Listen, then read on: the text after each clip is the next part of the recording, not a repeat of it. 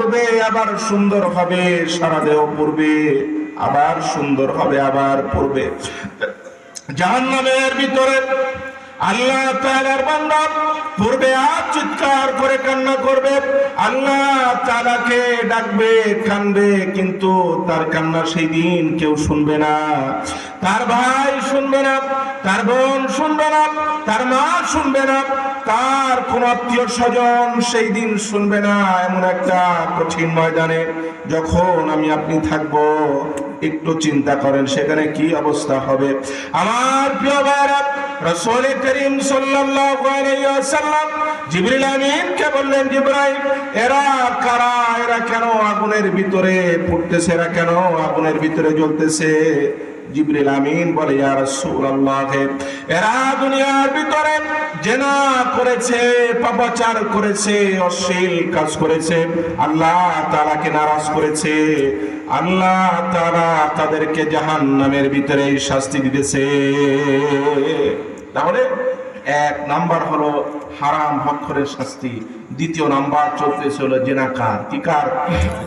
একটু আওয়াজ করে বলেন না, কি কার? জিনাকার। জিনা কাকে বলে আমার প্রিয় ভাইরা? জিনা হলো যেটা দুজনের ইচ্ছায় হয়। ঠিক, জিনা যেটা হলো, যেটাকে বলা হয় লিভ টুগেদার। কি বলে? যুবক ভাইরা ভালো বুঝবেন, বর্তমান সময়ে কিছু সেলিব্রিটি আছে যারা বলে, আলহামদুলিল্লাহ, আমরা 1 বছর লিভ টুগেদার করার পরে যখন বুঝলাম যে আমরা বিবাহ করতে পারবো, তখন বিবাহ করছি। চিন্তা করছেন? এটা আওয়াজ করে বলেন না, নাউযুবিল্লাহ। এই যে 1 বছর তারা লিভ টুগেদার করলো, তারা বোঝার চেষ্টা করলো যে তারা একসাথে থাকতে পারবে কি পারবে না। এই 1 বছর কি তারা সওয়াবের কাজ করেছে না গুনার কাজ? একটু আওয়াজ করে বলেন। তাহলে একটা হলো জিনা, যেটা হলো দুজনের ইচ্ছায় হয়, স্বেচ্ছায় হয়। আর একটা হলো ধর্ষণ, যেটা ইচ্ছায় হয় না। ধর্ষণ যেমন গুনাহ, এই লিভ টুগেদার জিনা এটাও গুনাহ।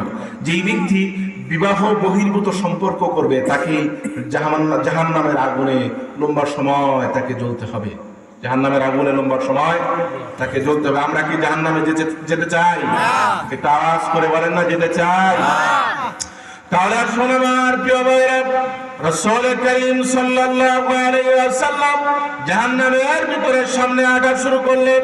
সামনে যখন আগালেন, দেখলেন একদল লোক রয়েছে যাদের গলায় মালা বানিয়ে তাদের সম্পদ গুলোকে ঝুলিয়ে দেওয়া হয়েছে। একদল মানুষ দাঁড়িয়ে রয়েছে যাদের দেহ পচে গিয়েছে, শরীর পচে গিয়েছে, শরীর দিয়ে পোকা বের হচ্ছে, শরীর দিয়ে দুর্গন্ধ বের হচ্ছে। এই লোকগুলোর গলায় তাদের সম্পদকে ঝুলিয়ে দেওয়া হয়েছে। তাদের সম্পদকে মালা বানিয়ে আল্লাহ সুবহানাহু ওয়া তাআলা তাদের সম্পদকে আল্লাহ তাআলা মালা বানিয়ে তাদের গলায় ঝুলিয়ে দিয়েছেন। আর জাহান্নামের ফেরেশতা নিযুক্ত করা মুগুর নিয়ে দাঁড়িয়ে রয়েছে, তাদের পায়ে আঘাত করে আর বলে, তোমরা দাঁড়াও। তারা তাদের সম্পদ নিয়ে দাঁড়াতে পারে না। তাদের পায়ে আঘাত করে, তাদের হাঁটুর ভিতরে আঘাত করে আর বলে, তোমরা দাঁড়িয়ে যাও। তারা দাঁড়াতে পারে না। রাসূল আরবী সাল্লাল্লাহু আলাইহি ওয়াসাল্লাম বললেন, জিবরিল আমিন কে এরা কারা? জিবরিল আমিন বলে, ইয়া রাসূলুল্লাহ, এরা দুনিয়ার ভিতরে যারা তাদের সম্পদ থেকেও বেশি সম্পদ নেওয়ার জন্য ভাইয়ের সম্পদকে জোরপূর্বক দখল করেছে, বোনের সম্পদকে জোরপূর্বক দখল করেছে, এলাকার মানুষের জমি ঠেলেছে। এমন লোক আছে না নাই? আছে, আছে, পুরো আছে এমন লোক। একজন মানুষের যে পরিমাণ সম্পদ আর জমি এই এলাকায়, আর একজনের তা ঠেলার তো প্রশ্নই আসে না। কথা বলেন ঠিক কিনা? একজনের যেই পরিমাণ সম্পদ, যেই পরিমাণ জমি, আলহামদুলিল্লাহ, এই এলাকায় আর একজনের তা জুতা দেওয়ার কোনো প্রশ্নই আসে না। তারপরে আসলে আপনারা বলতেছেন আছে, তাহলে যেই লোক নিজের জমি থেকে আর একজনের জমিতে জুতা দেয়, নিজের জমি থেকে আর একজনের জমিতে কি করে? যেটাকে আমাদের এলাকায় বলে আইল কাটে। কি কাটে? আপনাদের এলাকায় কি আইল বলে নাকি? এলাকায় আইল বলে। তাহলে যেই ব্যক্তি নিজের জমি থেকে, নিজের সম্পদ থেকে অন্যজনের সম্পদকে বেশি নিয়ে নেয় বা অন্যজনের জমিকে বেশি নিয়ে নেয়, তার কিয়ামতের ময়দানে শাস্তি হলো তার গলায় তার পুরা জমিকে মালা বানিয়ে ঝুলিয়ে দেওয়া হবে। আর বলবে, দাঁড়াও। দাঁড়ানো সম্ভব? তাহলে আসুন আমার প্রিয় ভাইরা, জাহান্নাম থেকে বেঁচে জান্নাতে যেতে হবে। জান্নাত কত সুন্দর করে আল্লাহ তাআলা সাজিয়েছেন আমার ভাইরা। একজন সাধারণ মানুষের জন্য আল্লাহ তাআলা 100 তালার একটা জান্নাত রেখেছে। কত তালা?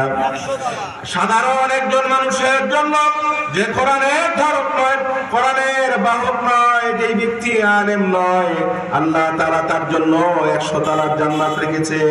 একটু ভালো করে লক্ষ্য করেন, একজন সাধারণ মানুষের 100 তালার জান্নাতের ভিতরে এক তালা থেকে নিয়ে দ্বিতীয় তালা পর্যন্ত এই পরিমাণ ফাঁকা জায়গা রয়েছে।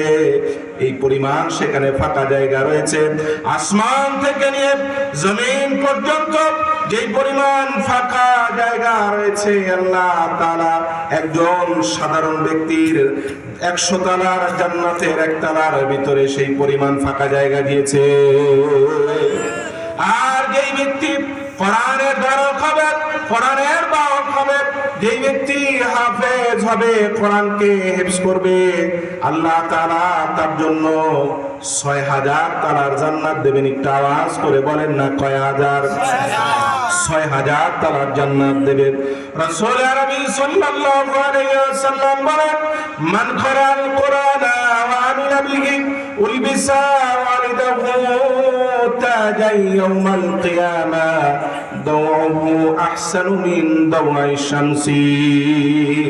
যেই ব্যক্তি দুনিয়ার ভিতরে কোরআনকে হিফজ করবে, কোরআনের উপর আমল করবে, কোরআনকে মুখস্থ করবে, কোরআনের ধারক হবে, যে ব্যক্তি দুনিয়ার ভিতরে কোরআনের বাহক হবে, কোরআনকে সে মুখস্থ করবে, কোরআনকে হিফজ করবে, কিয়ামতের ময়দানে আল্লাহ সুবহানাহু ওয়া তাআলা তাকে বলবে, তুমি আমার কোরআন তেলাওয়াত করো, আমার কোরআনকে তুমি পড়ো। আর উপরের দিকে উঠতে থাকবে, বান্দা যত দূর পর্যন্ত পড়বে আল্লাহ তাআলা তত বড় করে তার জান্নাতকে সাজিয়ে দেবেন। বলেন সুবহানাল্লাহ। তাহলে আমার প্রিয় ভাইরা, জাহান্নাম থেকে বাঁচতে হবে, জান্নাতে যেতে হবে। জান্নাতে যাওয়ার জন্য 1 নাম্বার যেটা প্রয়োজন সেটা হলো বিশুদ্ধ ঈমান। কি প্রয়োজন? একটু আওয়াজ করে বলেন না, কি ঈমান? বিশুদ্ধ ঈমান প্রয়োজন। আমার প্রিয় ভাইরা, এই হাফেজ যারা হয়েছে, যারা কোরআনের হিফজ করেছে, তারা কষ্ট করেছে, কষ্ট করে কোরআনের হিফজ করেছে। যে জিনিস যত কষ্টে অর্জিত হয় তার দাম বেশি হয়।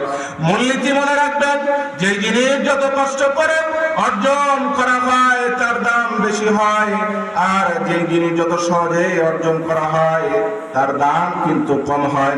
আমার প্রিয় ভাইরা, একটা ছোট্ট বাচ্চা হিফজ করার জন্য